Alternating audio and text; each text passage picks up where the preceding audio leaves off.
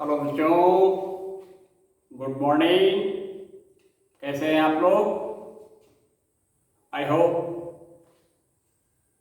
You are fine and ready to take physics class. बच्चों, आज हम अपने टॉपिक को आगे बढ़ाने से पहले आपसे एक बात कहेंगे कि जब आप मेरे चैनल को देखते हैं, इंटरेक्शन विद फिजिक्स के साथ इंटरेक्ट करते हैं, तो आप थोड़ा उस पर समय दें, उसको देखें और देखने के बाद अगर मेरा प्रयास आपको पसंद आता है, आपको फेवरेबल लगता है, आपको लाइक होता है, तो आप मेरे चैनल को सब्सक्राइब करें, लाइक करें और उसे अपने दोस्तों में शेयर करें और साथ साथ अपने कमेंट लिखकर मुझे बताएं, जिससे मैं अपनी बात को और सुंदर ढंग से आपके पसंद के मुताबिक आपके सामने रख सकूं। इन्हीं बातों के साथ आज का topic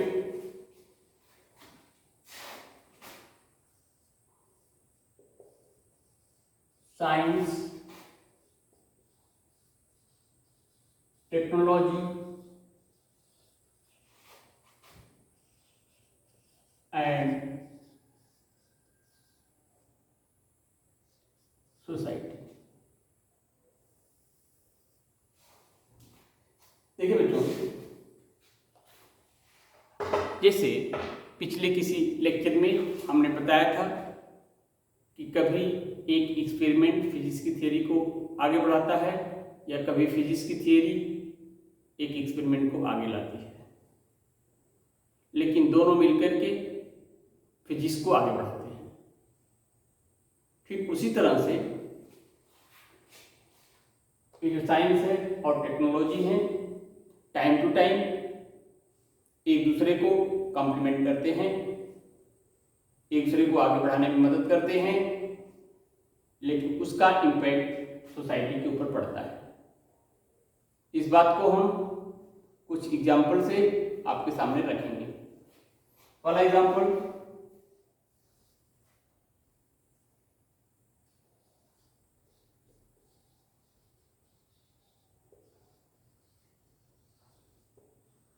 steam engine. It is the part of technology.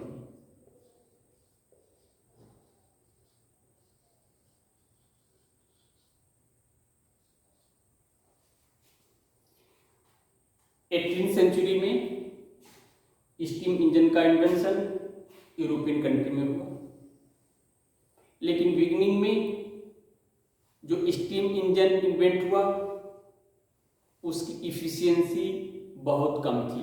Efficiency कम होने का मतलब कि उसमें फ्यूल का कंज्यूमशन ज़्यादा था और वर्क का आउटपुट कम था।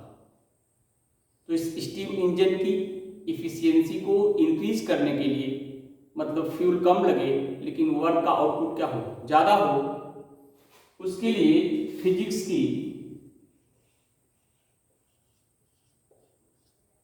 एक नई डिसिप्लिन का जन्म हुआ, डेवलपमेंट हुआ, जिसे हम कहते हैं थर्मोडायनामिक्स।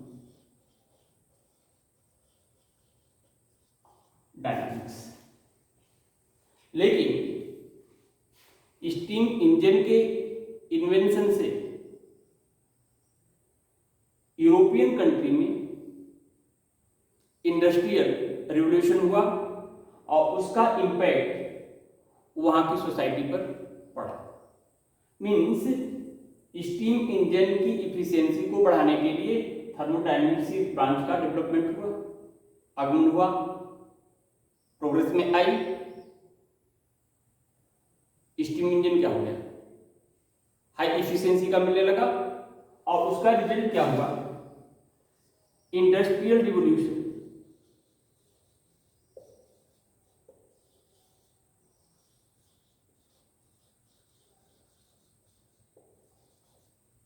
और इस इंडस्ट्रियल रिवॉल्यूशन का असर किसके ऊपर पड़ा, वहां की सोसाइटी के ऊपर बेनिफिटेड हुई। एक एग्जाम्पल रहा जिसमें एक टेक्नोलॉजी एक फिजिक्स की थियरी को आगे बढ़ाता है और उस फिजिक्स की जो थियरी है उसका रिजल्ट क्या हुआ कि स्टीम इंजन का टेक्नोलॉजी का इंप्रूवमेंट हुआ, उसकी इफिशिएंसी बढ़ गई और उसका असर वहां की सोसाइटी पर पड़ा।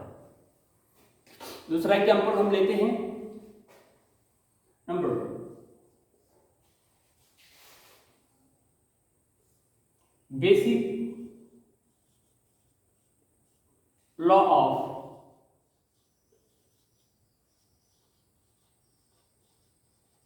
Current and magnetism.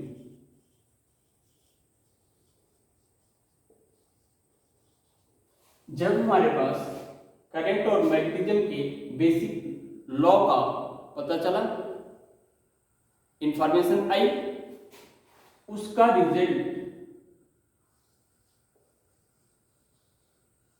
कम्युनिकेशन पर पड़ा।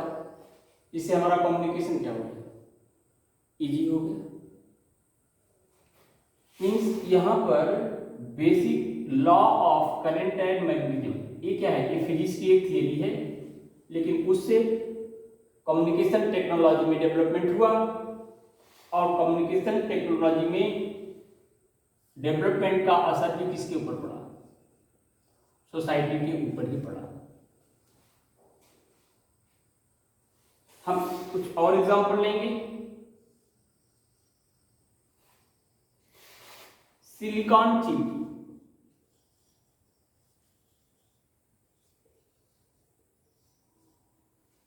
फर्स्ट क्लास की फिजिक्स में आप इसके विषय में पढ़ेंगे। ये भी क्या है, सेमीकंडक्टर डिवाइस या सेमीकंडक्टर फिजिक्स की थियरी है, फिजिक्स की फिलॉसफी है जिसमें पढ़ते हैं। लेकिन जैसे ही सिलिकॉन चिप की डिस्कवरी हुई, कंप्यूटर टेक्नोलॉजी, कंप्यूटर टेक्नोलॉजी जो आज हमारे सामने है, बिना कंप्यूटर टेक्नोलॉजी के हमारी ग्रोथ, हमारा सर्वाइवल, हमारी समझ अधूरी रह जाती है। मीन्स सिलिकॉन चिप फिजिक्स की थियरी है, फिजिक्स की फिलॉसफी है, लेकिन उस फिलॉसफी को यूज करके हमने कंप्यूटर टेक्नोलॉजी को आगे बढ़ाया और उसका भी असर किसके ऊपर है, सोसाइटी। अब यहां पर इस प्रोसेस को थोड़ा ब्रेक देते हुए हम आपको एक बात बताना चाहेंगे कि application of physics theory means applied physics को विषय में कमेंट करना, कुछ बात कह देना इतना आसान और इतना इजी नहीं होता। और इसे हम एग्जाम्पल से कहेंगे कि रदरफोर्ड जिसने कहा कि मैटर से एनर्जी को ट्रैप नहीं किया जा सकता, लेकिन उनके कहने के कुछ दिन बाद हमें फिजिक्स में induced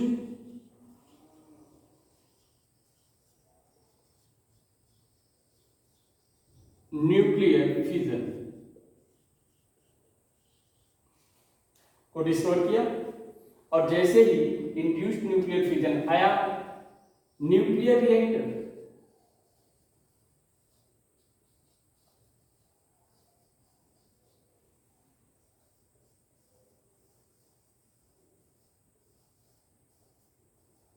nuclear this is what part of technology का डेवलपमेंट हो गया। लेकिन इन दोनों का असर भी किसके ऊपर पड़ा,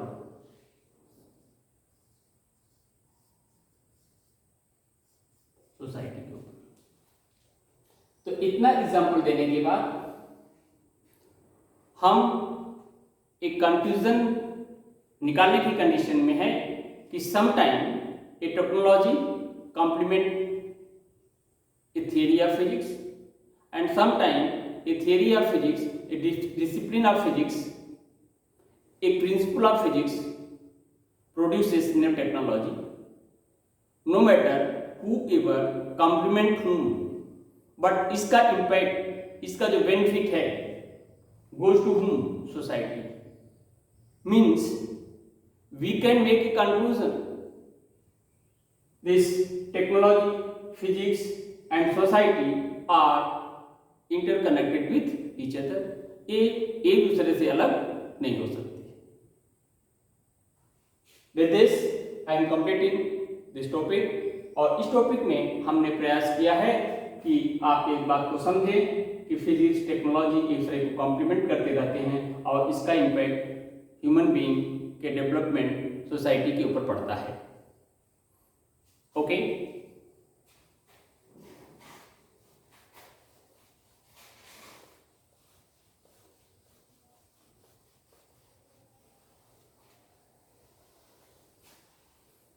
इसके बाद हम एक नया टॉपिक टच करेंगे और वो है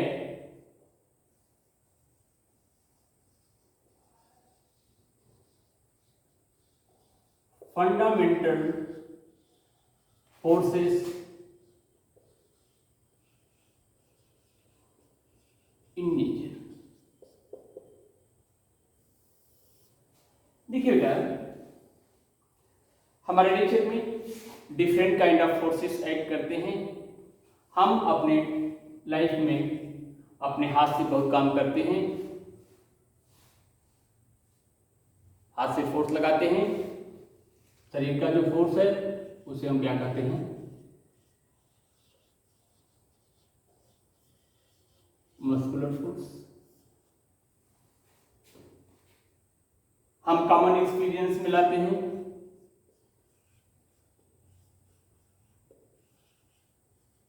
frictional force,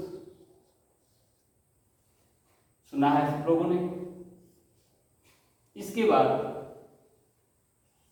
gravitational force, you are very familiar with it.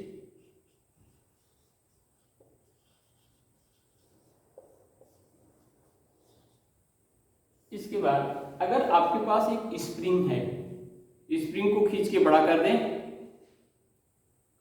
Force लगा करके बड़ा कर दें, लेकिन जैसे ही हम छोड़ेंगे spring occupy their initial length, या स्प्रिंग को ऐसे हम कंप्रेस करके छोड़ दें, फिर क्या करेगा? Spring occupy their initial length. Means spring के शेप में, साइज में, if we create any change by applying some external force,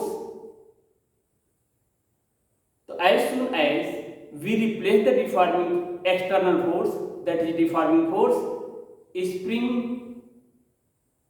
occupy their initial shape and size by a force created within it, that is called as spring force। Chapter 6 में आप पढ़ेंगे 11th class के work, power और energy. इसके बाद viscous force, इसे भी आप 11th क्लास में पढ़ेंगे। फ्लोइंग फ्लूइड के बीच काम करता है।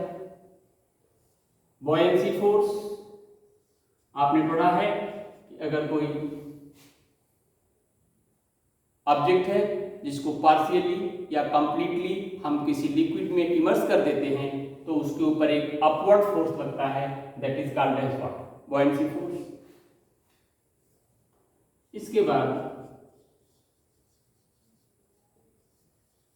इलेक्ट्रिकल फोर्स, इसके विषय में भी आपने पढ़ा है। Like charge repel to each other, unlike charge attract to each other, means force acting between charged particle is called as what? Electrical force। Magnetic force,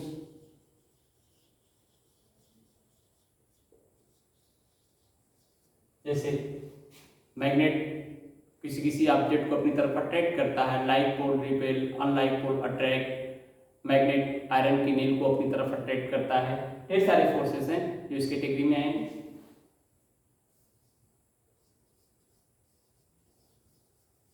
nuclear force, ये देखिए न्यूक्लियस के अंदर न्यूट्रॉन और प्रोटॉन, न्यूट्रॉन और proton दोनों होते हैं। Proton के पास पॉजिटिव चार्ज है, प्रोटॉन के पास पॉजिटिव चार्ज है, दोनों रिपेल करते हैं। उनके बीच इलेक्ट्रिकल फोर्स है। प्रोटॉन का मास है, प्रोटॉन का मास है, न्यूट्रॉन का मास है। ग्रेविटेशनल फोर्स भी एक्ट करता है जो कि अट्रैक्टिव इन नेचर लेकिन ग्रेविटेशनल फोर्स का वैल्यू इलेक्ट्रिकल फोर्स से क्या होता है, कम होता है। यहाँ पर ग्रेविटेशनल फोर्स भी है और इलेक्ट्रिकल फोर्स भी है, लेकिन ग्रेविटेशनल फोर्स कम होता है, इलेक्ट्रिकल फोर्स ज़्यादा होता है, जो रिपल्सिव इन नेचर है। उसके बाद भी प्रोटॉन साथ में है, तो इस न्यूक्लियस में जो पार्टिकल हैं उनको एक साथ रखने के लिए जिस फोर्स की जरूरत होती है उसे हम क्या कहते हैं, न्यूक्लियर फोर्स। इस तरह से number of forces are existing in nature.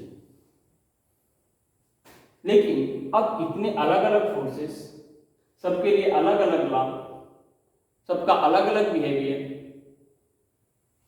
Physics इस तरह की बात को एक्सेप्ट नहीं करता। तो ये जो डिफरेंट फोर्सेस हैं इनको हमने नेचर में प्रिंसिपल ऑफ यूनिफिकेशन, जो फिजिक्स की सबसे फर्स्ट एरिया है, इस फोर्सेस को क्या किया, हमने यूनिफाइड किया। और यूनिफाइड करने के बाद हमने एक कंक्लूजन निकाला और हमने कहा कि हमारे नेचर में केवल 4 फोर्सेस या 4 फंडामेंटल फोर्सेस हैं। इस सबको क्या किया हम लोगों ने, यूनिफिकेशन का प्रिंसिपल लगाया और एक कंक्लूजन, एक क्राइटेरिया बनाया, और जिसमें हमने बताया कि हमारे नेचर में केवल 4 फंडामेंटल फोर्सेस हैं। और अब हम इस 4 फंडामेंटल फोर्सेस के विषय में आपको 1 बाय 1 बताएंगे। तो पहला फंडामेंटल फोर्स कौन सा है,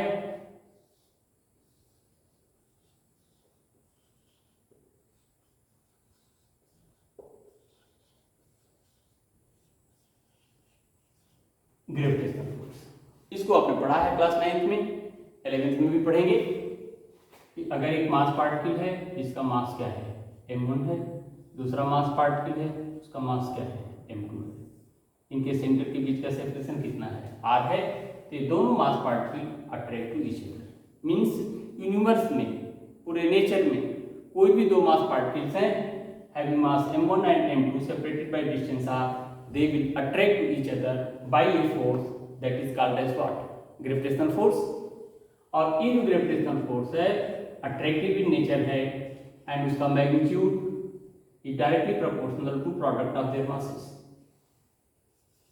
inversely proportional to square of distance between them. अगर square of distance that is distance between the mass particle ज्यादा होगा तो gravitational force of attraction will be what, smaller. If we combine these two force things, so we get m1 m2 by r square। If we use proportionality constant g, m1 m2 by r square। और ये जो force है हमारे nature के ढेर सारे phenomena को control करता है, जैसे falling of object, revolution of planet around sun, revolution of satellite around respective planet। तो डिफरेंट थिंग्स हैं। ये जो फोर्स है ऑलवेज अट्रैक्टिव इन नेचर है, it is regarded to mass. आगे बढ़ते हैं।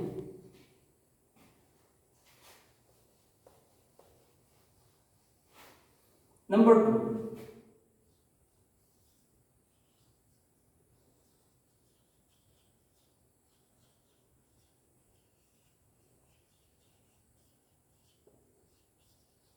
Electromagnetic force. इलेक्ट्रोमैग्नेटिक फोर्स, यहां पर हम एक पॉजिटिव चार्ज और एक पॉजिटिव चार्ज, ये पॉजिटिव चार्ज प्लस क्यू, ये पॉजिटिव चार्ज प्लस क्यू, दोनों रिपेल करेंगे, minus Q separated by some distance, repel करेंगे, ये प्लस क्यू ये minus Q, opposite in nature, attract करेंगे। अब एक चार्ज पार्टिकल इन मोशन, ये क्या देगा, charge particle in motion electric current. और ओरेस्टेड की आइडिया है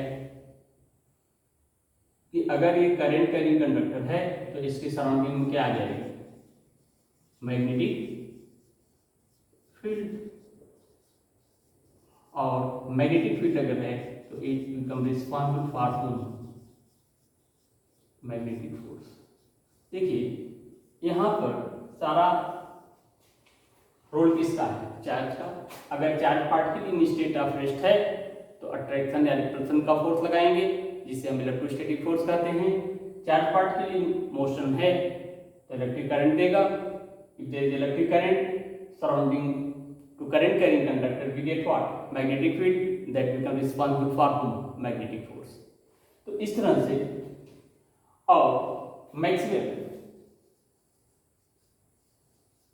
के 4 फेमस इक्वेशंस हैं, और उस चारों फेमस इक्वेशन को अगर हम देखें तो इलेक्ट्रोस्टैटिक्स, इलेक्ट्रोडायनेमिक्स और मैग्नेटिज्म को हम एक दूसरे से सेपरेट नहीं कर सकते, they are what, inseparable.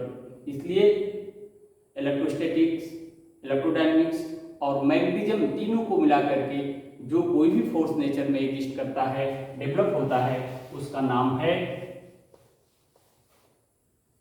Electromagnetic force. लेकिन ये electromagnetic force attractive in nature भी होता है और रिपल्सिव इन नेचर होता है। इसका रीजन है कि चार्ज 2 तरह का होता है, पॉजिटिव और नेगेटिव। इसके उल्टा ग्रेविटेशनल फोर्स केवल अट्रैक्टिव इन नेचर होता है, उसमें मास क्या है, पॉजिटिव और नेगेटिव नहीं होता है। दूसरा, जो इलेक्ट्रोमैग्नेटिक फोर्स है वो ग्रेविटेशनल फोर्स के कंपैरेटिवली बहुत ही स्ट्रांग होता है। अगर हम ग्रेविटेशनल फोर्स और इलेक्ट्रोमैग्नेटिक फोर्स का रेशियो देखें तो it comes out 1:10⁻36। You can imagine it is very very large. लेकिन एक बात बताएं, ओवरऑल हम जानते हैं कि matter is what, electrically neutral. तो अगर हम लार्ज स्पेस की बात करें तो इलेक्ट्रोमैग्नेटिक फोर्स बिकम इररिलेवेंट, और वहां पर तब gravitational force become what, dominating. लेकिन स्मॉल स्केल पर electromagnetic force very very large than that of gravitational force. इसके बाद थर्ड नंबर की हम बात करेंगे स्ट्रॉन्ग न्यूक्लियर। बेटे अभी हम बिगिनिंग में थोड़ा सा आपको बता रहे थे, यहां देखिए ये मान लीजिए न्यूक्लियस। इस न्यूक्लियस में number of neutron, proton, neutron, proton, proton, neutron, proton, कुछ इस तरह से हैं। अब देखिए पेयर बनेगा neutron neutron, proton proton, neutron. Both है mass, gravitational pull of attraction, both है mass, gravitational pull of attraction, both है mass, gravitational pull of attraction, यानी यहाँ ग्रेविटेशनल फोर्स काम करेगा। लेकिन अब हम केवल प्रोटॉन और प्रोटॉन के पेयर पर और देखें तो प्रोटॉन के पास पॉजिटिव चार्ज, इसके पास भी positive charge, electro magnetic force. और अभी अभी हमने बताया था कि ये जो इलेक्ट्रोमैग्नेटिक फोर्स है इस ग्रेविटेशनल फोर्स से 10⁻36 टाइम स्ट्रॉन्ग है। तो न्यूक्लियस में अट्रैक्टिव फोर्स भी काम कर रहा है बिकॉज ऑफ ग्रेविटेशनल फोर्स, लेकिन इलेक्ट्रोमैग्नेटिक फोर्स भी काम कर रहा है because of positively charge proton present in nucleus. और ये जो रिपल्सिव फोर्स है stronger than that of attractive force. Instead of this, all the nucleons, that is proton, proton, neutron, all lies within nucleus together. Means what?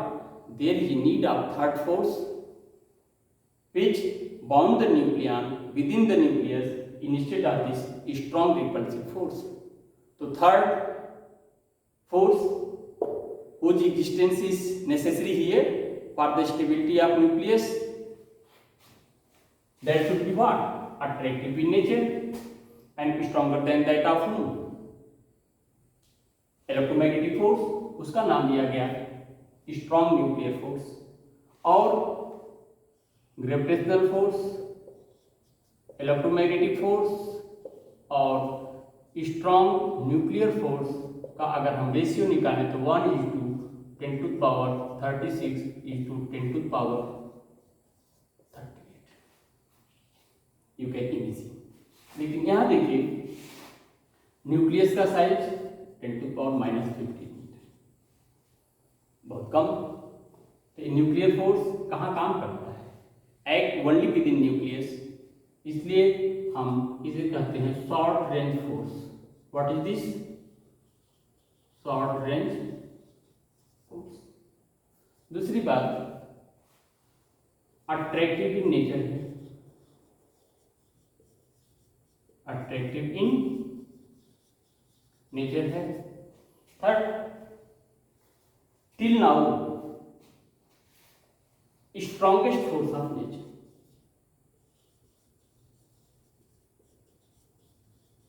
Strongest force of nature. इसके बाद हमने pair बनाया था neutron neutron, proton neutron, proton proton. तो ये जो neutron proton है इसे हम कहते हैं nucleons. Elementary particle, fundamental particles lies within nucleus is called as what? Nucleons. तो nuclear force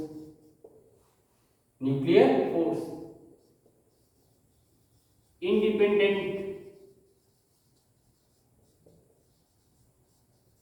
on the nature of nucleons. जो मैग्नीट्यूड न्यूट्रॉन न्यूट्रॉन के बीच न्यूक्लियर फोर्स का होगा वही मैग्नीट्यूड प्रोटॉन न्यूट्रॉन के बीच रहेगा, वही magnitude of nuclear force proton proton के बीच रहेगा। ये कैरेक्टरिस्टिक्स होगी।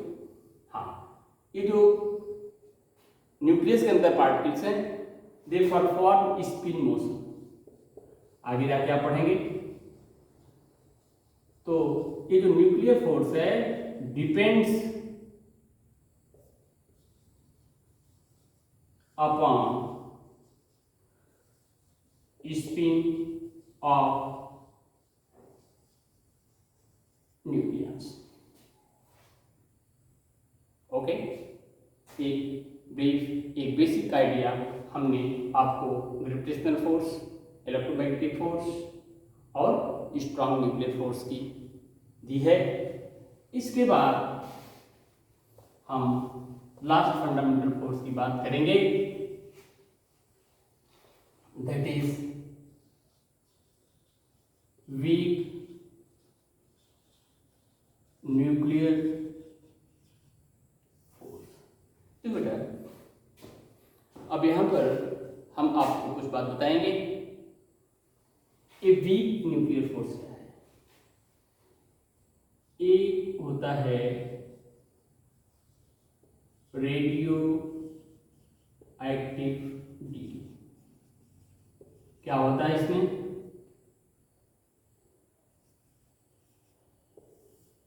Heavy unstable particles, heavy unstable nucleus like uranium, plutonium, thorium. Decay होता है बाय रेडिएटिंग सम पार्टिकल्स। जैसे एक होता है अल्फा पार्टिकल, आपने रदरफोर्ड स्कैटरिंग एक्सपेरिमेंट में पढ़ा होगा। दूसरा होता है बीटा माइनस पार्टिकल और एक होता है गामा रेस। ये देखिए अल्फा पार्टिकल क्या है? हीलियम का एटम जब अपने दोनों इलेक्ट्रॉन को निकाल देता है तो हीलियम का न्यूक्लियस बचता है, जिसे हम अल्फा पार्टिकल कहते हैं। बीटा माइनस इलेक्ट्रॉन है, गामा रेस एनर्जी फोटॉन है। तो जब रेडियो एक्टिव डीके होगा means heavy unstable nuclei decay होता है तो अगर वो अल्फा पार्टिकल इमिट करता है तो इसे हम कहेंगे alpha decay, beta particle emit करेगा तो बीटा डीके, और जब गामा रेस फोटॉन ऑप्टेंट होगी तो गामा डीके। अब देखिए neutron, I am talking about beta minus decay. Neutron जो न्यूक्लियस का पार्टिकल है, न्यूक्लियस के अंदर है, तो जब न्यूक्लियस के अंदर का एक न्यूट्रॉन प्रोटॉन में बदले, इलेक्ट्रॉन में बदले और एक एंटी पार्टिकल जिसे हम कहते हैं एंटी न्यूट्रिनो, और इसके साथ एनर्जी मिलती है। देखिए neutron lies within nucleus converted into proton, electron and anti-neutrino along with release of tremendous amount of energy. This is termed as what? Beta minus decay. ये जो प्रोटॉन है nuclear origin का है, nucleus में ही रहता है, लेकिन this electron nuclear origin का तो है लेकिन न्यूक्लियस में स्टे नहीं करता, इसका सर्वाइवल वहाँ नहीं है। It comes out from the nucleus with this anti particle, anti neutrino. तो इस स्टेज में जो फोर्स काम करता है that is called as what? Weak nuclear force. ये जो वीक न्यूक्लियर फोर्स है ग्रेविटेशनल फोर्स से तो स्ट्रांग होता है, लेकिन इलेक्ट्रोमैग्नेटिक फोर्स और स्ट्रांग न्यूक्लियर फोर्स से वीक होता है। मीन्स ऑर्डर क्या है फंडामेंटल फोर्सेस का? Gravitational force is smaller than weak nuclear force and this is smaller than electromagnetic force and this is strong nuclear force। यानी सबसे week gravitational force और सबसे स्ट्रॉन्ग न्यूक्लियर फोर्स। और अगर इनका हम रेशियो देखें